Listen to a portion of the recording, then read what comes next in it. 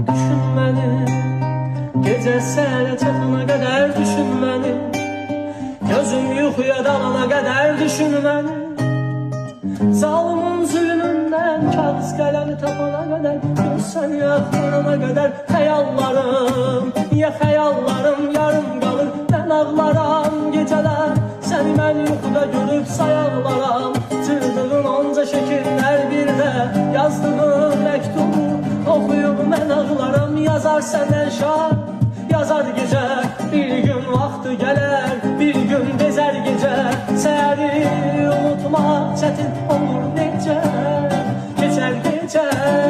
keçər necə, əllərimdən əllərini, çək canım soyut məni, desələr sevgi yoxdur, göstər sübut məni, etmə şair